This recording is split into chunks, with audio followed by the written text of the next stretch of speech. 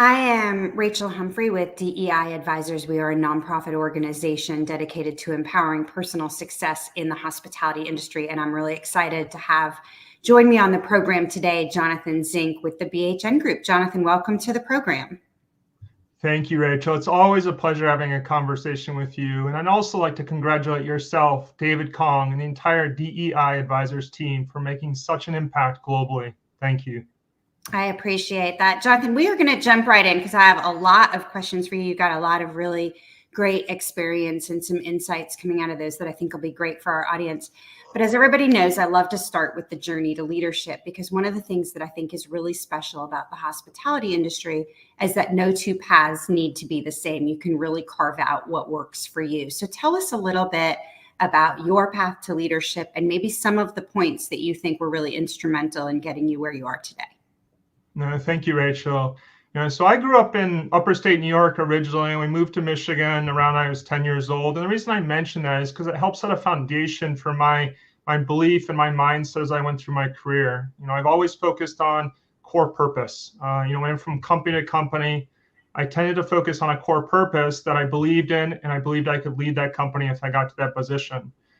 Early in my career in Michigan, my parents instilled in me, if I want to succeed, I got to work hard. And eventually I went to Michigan State, where I followed that purpose, Michigan State's Spartan's will, which is tenacity and heart to succeed. And so it fit very nicely with me. Believe it or not, I went into Michigan State thinking I was going to be a computer science major. In the end, I moved on to business school, and then I moved on to the hospitality business because I really do enjoy working with people. And there's so many skills that we gain in the people business that are transferable amongst many different industries and many different careers. As I moved through Michigan State, I did my internships in Starwood Hotels and Resorts in Chicago, which was a fantastic experience. And I think one of the key parts of anyone's career is you have to be open-minded. You have to look for new opportunities, and you have to have the mindset that if I help someone else before I help myself, then I will succeed. That's kind of that win-win relationship that I strongly believe in. And then for Michigan State, I had the opportunity to go work for Starwood Hotels, but in the end, I had a chance to pivot. Jim Burba, who was a Michigan State alum and a big mentor to me, gave me the opportunity to join him in California and work on the hotel investment conferences, as well as work in consulting when he was with Horwath. So that was a fantastic experience. I spent the next 7.5 years working for BHN and for Jim Burba. But one of the things that was always itching at me is I wanted to get my MBA, my master's in business, internationally. I didn't want to do it in the US, amazing schools in the US, but I wanted to go internationally. And partly because I wanted to be the minority versus the majority. And so I went to get my MBA in Japan for 2 years. One of the companies that I had networked with a long time and I thought I was very passionate about was Six Senses Resorts and Spas in Soneva. And so I had the opportunity to go work in the Maldives and Thailand after the MBA on the corporate team with Sonu Shivdasani, who also was another mentor for me and had another core purpose that I believed in. And then after a couple of years, I went back to take on the opportunity with BHN to lead the operations with Jim and the entire team. Fantastic experience. And through that, I've been with BHN since. We continue to grow the company, continue to grow our careers. I have several passions, whether it be working with student ambassadors or any other people in the industry, but just kind of a high level of how my career has progressed so far. Rachel. I love that. And Jim Burba, an incredible industry leader as well. You touched on some things that I think are really great lessons to start with. And one that you and I have talked a lot about is the importance for you and in your career and in your personal growth of living internationally, working internationally, adapting to new cultures. Talk about some of the things that have really shaped your leadership from those experiences. Yeah, no, thank you, Rachel. And it all started, when I was in Michigan, and that purpose that I referred to. My dad was an executive with Penske. My mom was a nursing professor, and I learned a lot from them. But one of the mottos that has stuck with me for a long time is effort equals results. That's Penske's motto, and that stuck for me through my entire career. But then I moved to Michigan State, as I mentioned. But when I turned to the global scene, one of the things I strongly believe in is that you should be a global citizen. You should go into the different cultures in these different countries and be kind.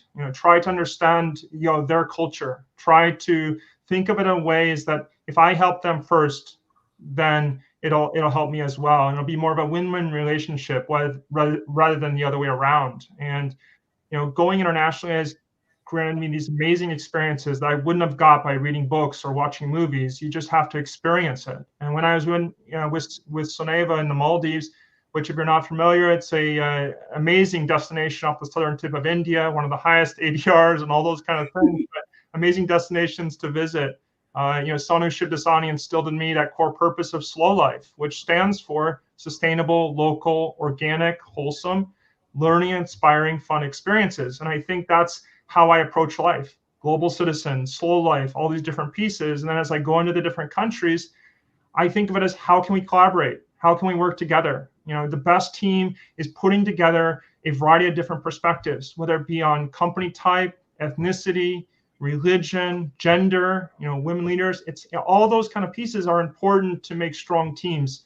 And I believe that is the way to succeed globally, not only if you're working in a company in the US or you're working in a company globally, but it's an opportunity you should go after. You got to seize the opportunity. Well, I love the concept, as you know, the diversity of thought, of culture, of experience, of all of these things really bringing together to make the strongest teams. And one way that we make sure that we continue to have the strongest teams is continuing to grow. And I want to talk about this with you from two standpoints. One, one of your roles is as a conference planner and organizer, and that means really being on top in the industry of what are the latest trends, who are the latest thought leaders, what is everybody talking about today.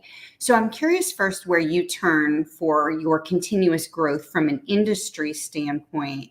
The second part of that is as we transition roles, sometimes we discover that there might be a skill that we're really going to need to be successful in our new role, but maybe we haven't mastered it in what we've done to date. Have you had that experience? And if so, where did you turn to develop that skill or grow that aspect of your personality and your professional experience? Absolutely. I love building that global network. People like yourself, Rachel, have been all, great guidance for me throughout my entire career. And it's always much appreciated. And, I've had the opportunity to meet a lot of different CEOs and C-suite executives. And constantly I reach out to them to have a conversation, to learn from their expertise and their insights and their guidance. I think that's all extremely important, and we're always trying to help one another. So not only that networking base of the mentor side, but, going back to how important core purpose is to me, BHN and Jim Burba's, who founded the company, his core purpose was connecting people, connecting places. And I believe that if you can connect people, you can connect places, and in the end, it's shared success. And so that's how I've approached that. Not only from a global standpoint, a networking standpoint, and I guess that's my main focus. And the second part of your question, Rachel, was, sorry. No, you're good. Okay. The second part of the question is really trying to develop new skills as you take on new roles, new opportunities, kind of filling in some of those areas that you have room for growth. Thank you. Yes. So the new skills, through my career, I started out very much on the detail-oriented side. I'm still very detail-oriented. I'm still very on the, going back to that computer science mindset that I started out being, right? But what I learned at BHN as I grew my career, one of the things I have to become very strong at is strategy and business development. Having those conversations, working in the people business. I took a strong focus in communication. I think leaders need to communicate well. They need to do it clearly, whether it be writing or orally in conversation. So I think that's really important. And that communication factor goes a long way. And then also, so from a strategy, business development, communication skills, one of the things I focused a lot on building was public speaking. We do a lot of public speaking on the stage, whether at the conferences in the US or in Hong Kong or in Singapore and Australia. And I love that. I love the energy that comes out of being on stage, being with people. And I think of that as we go into different opportunities for growing the business. I've become very good at the financial side, which is going back to my starting days in my career and learning the different pieces. And now I've taken a lot more focus on building the bigger picture and helping the company grow, but also developing our team members that join from out of school or have been in their career a long time, or working with the student ambassadors at the different conferences. All those are building a future that's going to be beneficial for all of us. I really love the concept of using your network as your major growth opportunity or information resource, because it's one of the important ways that relationships matter, having people you can reach out to. And you've done such a great job of building that network and being very authentic and genuine in building those relationships. So I appreciate your sharing that. You talked about the conferences. You do a lot of conferences overseas. You travel a lot in the US, whether it's to meet with clients, customers, or go to other conferences. For some people, business travel, especially in the hospitality industry, can be a significant portion of the job. Do you have any secrets that you use in either managing your wellness, I heard the other day some great packing strategies, anything that you think about when you think about business travel that those who travel a lot might be able to benefit from? Yeah, no, I think there's so many skills and things we've learned in the hospitality industry that are transferable, whether you're traveling or your personal life, etc. But for me, when I travel, and even when I'm at home, I love to run. I love to get exercise in the morning. It's good for my mind, it's good for my body. And actually, I learned it from one of the stories I heard about Arne Sorensen before he passed away. Is he would go on to these different countries and he would invite all his team members from the hotels or whatever to run with him. I just love that. It's the best way to experience the city is to run it. When I go to Sydney, I'll run Sydney. Or if we've been doing Alice summer updates, Phoenix, Dallas, DC, etc. I like to run the city. Is it hot? Sure, but it's such a great experience and so great for the wellness side. And then I just go back to when I travel, it's important to be kind. Be kind to people. You never know what they're going through in a certain day, but also be organized. Very organized as I pack and get ready to go. But and I try to keep an open mind. Travel is not going to always go as planned, and conferences will not always go as planned. But we have to assume what's going to happen next and prepare our team to be ready. And that's how I approach kind of not only career side, business side, personal side. I like the running in a city, both to keep for the wellness for you, but also in immersing yourself in that city. And one of the great lessons of many that Arne left behind.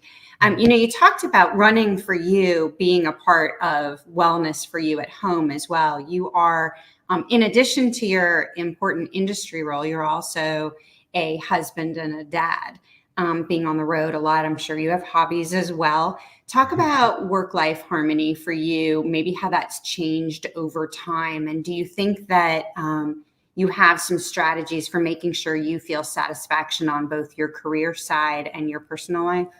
Yeah, no, it's definitely an interesting balance. And I guess if I have one fault, it's loving my career as much as I love my family. And that might sound cliche, but one of the things I really enjoy is spending time with my wife, who's very supportive of my career and global aspirations, but also my 3 young, hardworking children. And one of the things I really enjoy is watching them play soccer or watching them play their sports on the weekends or go to the tournaments, because you see their energy and you see their will to succeed and everything that I can help hopefully instill with them for their future careers. But I really enjoy that. That's important to me. And also as a family, we enjoy to travel. If there's road trips around the US or, going to Japan or going to different countries around the world, we really enjoy experiencing new destinations. We're not great at going back to many destinations multiple times, but more exploring many different destinations and going back to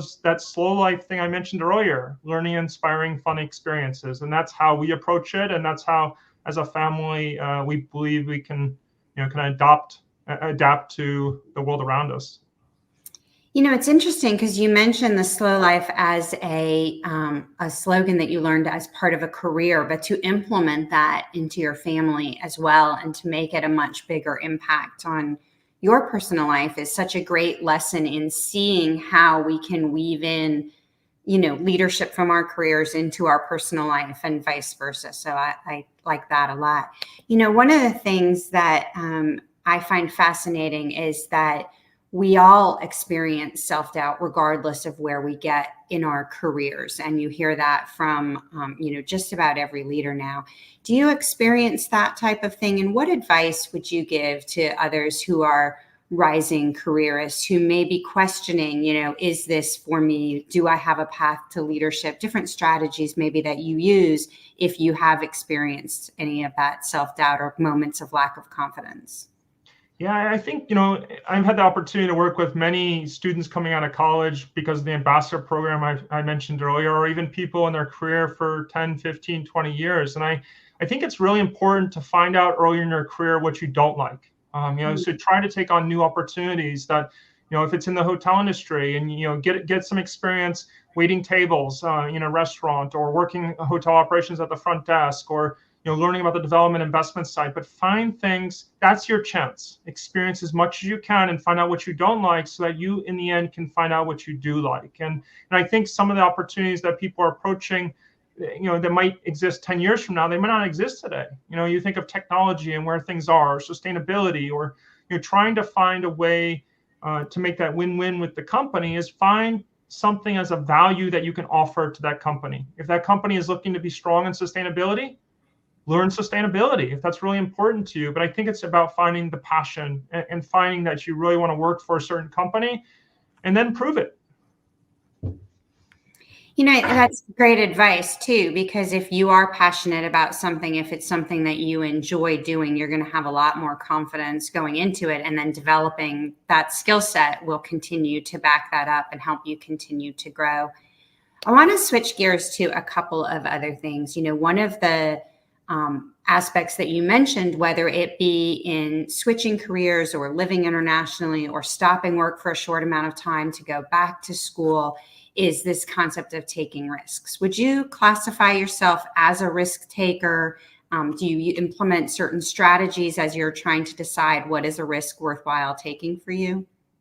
Yeah, no, I'm very much welcome to take risks, but I also want to look at it. I think some people will consider them risks and other people's wouldn't. I'll give you an example. So when I decided to leave BHN and go to get my MBA in Japan, a lot of people on both sides thought I was taking a big risk, and I just didn't look at it that way. I looked at it as something that this is something where I can elevate my career, learn more experiences, and I believe I should go for it. So I'm going for it. And a lot of people in the industry also had become great mentors and were very supportive of that, but I just didn't look at it that way. But on the flip side, I believe it's important to take risks as leaders to grow companies and make moves, but also do your due diligence. Know what's the analysis is, or try to look at the different factors and how it'll affect things in the long run. But in the end, I think leaders need to make quality decisions, and they need to be trusted to do that. And that's really important. And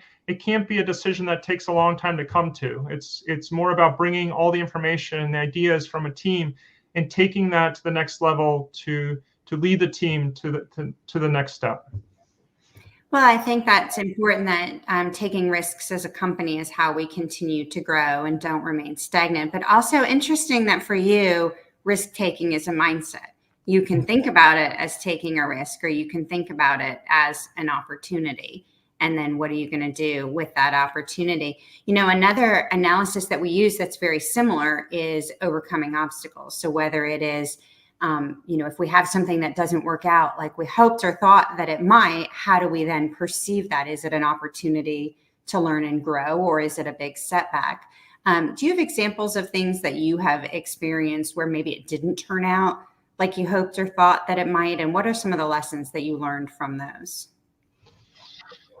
Yeah, I think there's a lot of, you might face challenges as you're trying to grow the revenues or grow the company, but there might be outside factors challenging you a bit. But I think it's always approaching it with the glass half full mindset, and surrounding yourself with a team that's very positive. If they come to work with a positive mindset and they're always trying to find solutions, you're going to face challenges no matter what we face on a daily basis. But how we approach those challenges is what's going to make us stronger. And I do believe the learning, inspiring, fun experiences, they could be good experiences, they could be bad experiences. I learned early in my career that I'm maybe not the best at waiting tables. I love to be personable and do all that kind of stuff, but maybe I'm just too clumsy to wait tables. But it's kind of like the career. You find out what you enjoy and you don't enjoy, and you try to put things together to make that win-win and that shared success in the long run. And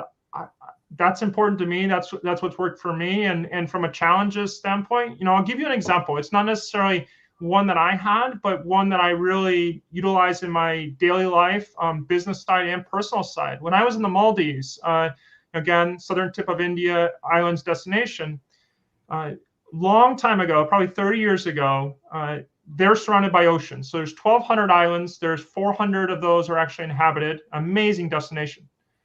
But what they were doing was they didn't have any place to put the trash. So they would take the trash out to the middle of the ocean and they would dump the trash in the ocean. Okay. Soneva, Sana, Ship to Sani, et cetera, very responsible tourism focused. What he said is, yes, we can get the government involved from a legal standpoint, but what is a way we can create that heart and that tenacity within the Maldivian population and see that it's not great to dump trash in the oceans?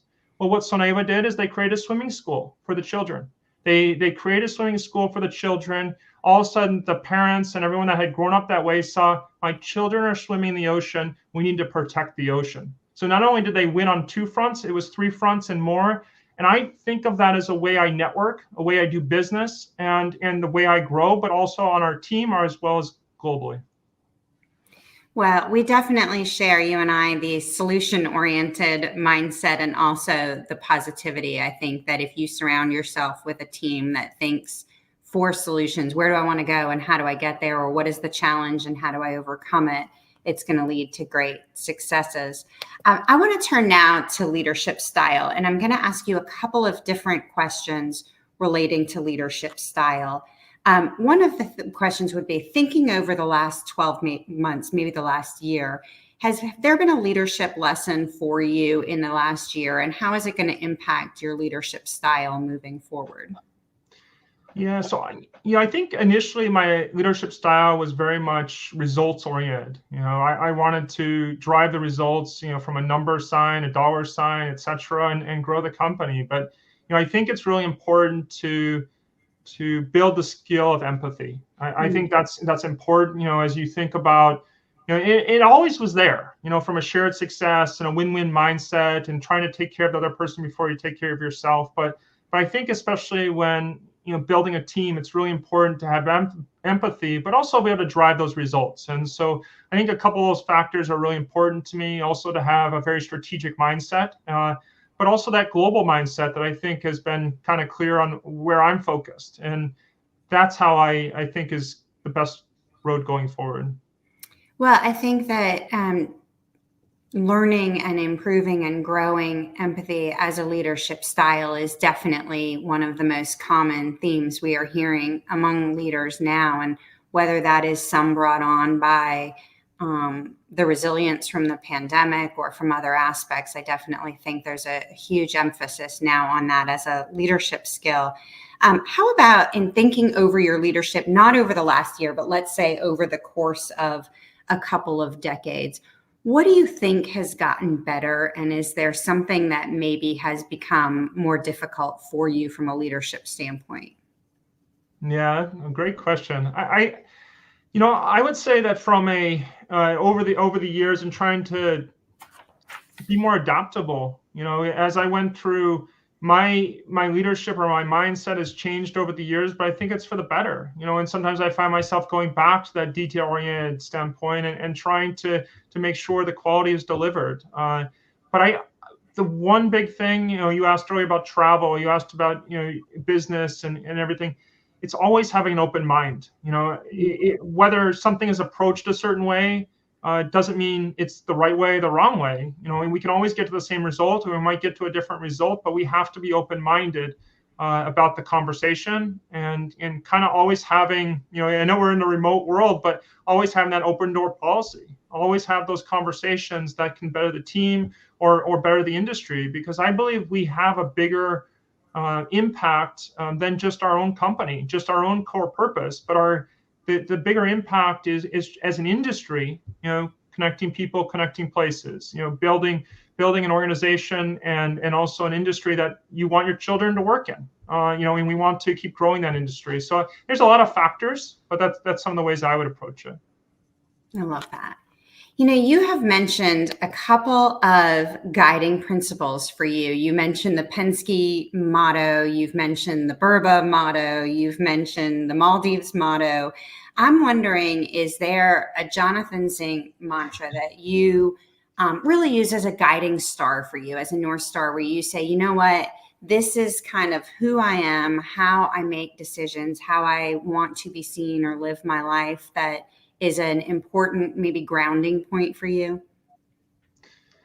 Yeah, I wish there was. I kind of, one of the things I think I've learned over the years is try to borrow all the things I like, and try to create something that I really kind of aspire to. And that's why I mentioned global citizen. I really like to travel, and I know my kids and wife do as well. Travel and gain those experiences because you always love the question, what is the favorite place you travel to, or what is the favorite thing you've done? And that's always a tough question for me because there's always something that I grab, I like and I don't like, and then I try and put them all together and bring them home and try and so I'm kind of like going around your question a little bit, but I don't have a particular mantra, but I do believe all of those ones, whether it be effort equals results, or Spartan's will, or connecting people, connecting places, or the school in Japan, it was where the world collaborates, and I really believe that. And I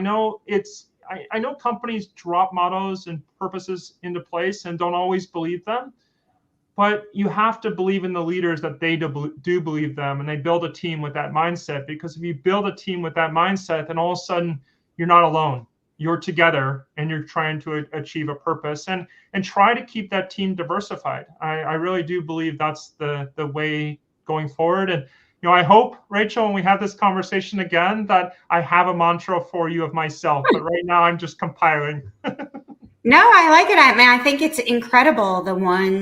The experiences that you have had have been so impactful for you that you have incorporated. That's what I was saying. You've incorporated these really meaningful things from companies, from individuals, into who you are as a person, who you are as a leader. And I think that that's really great to see how much you're able to really authentically find import in those things, because like you said, you want companies that actually believe in what they're selling. And I don't mean selling as a product, but selling as a philosophy. So well, as I knew, we are going to run short on time. I do have a couple questions I want to wrap up with.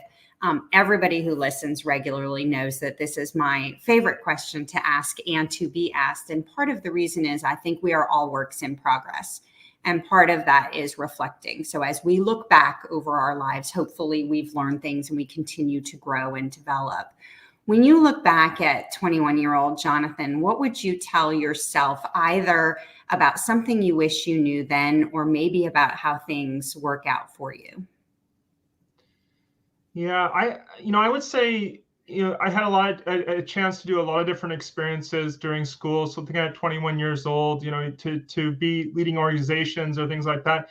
But to focus more, school's important, and it's important to have that degree and everything. But think about the experiences that will make an impact. When I did study abroad in Norway, that's the story I tell every time about school. I gained so much from there, and it really hit home for me. So I would encourage students coming out of school to get as many experiences as possible. And that means good and bad. Because I think every company, as I mentioned earlier, every company and organization you work with, there's going to be bad experiences. I've had many bad experiences. I just choose to focus on the good experiences. I learn from the bad experiences, and I make sure I find the good out of it and how I can improve myself as a leader and a team member going forward. So that's how I would approach it. Get as many experiences as possible. I do encourage global travel. I think that's going to, make an impact, good and bad, but that's okay. But just approach it with a kindness and a way to help others before you help yourself.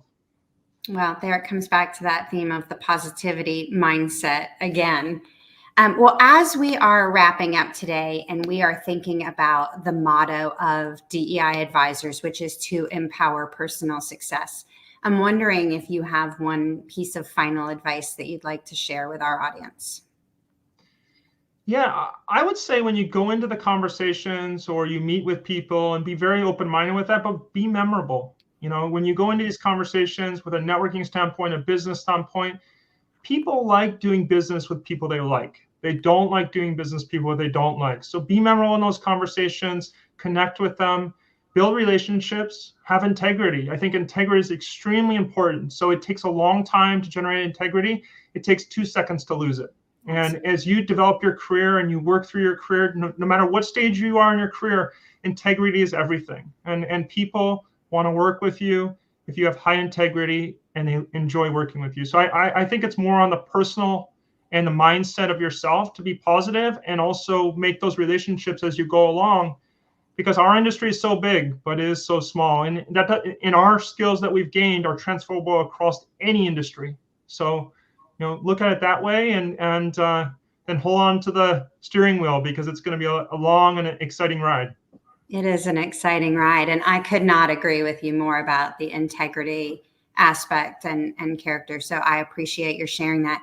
I always share with our audience why I've asked someone to be a guest on the show. As people know by now, it is somebody who has impacted my career, my personal life, and I hope will others, but through your guidance and advice. But you have been an incredible collaborative partner for me, a friend for me.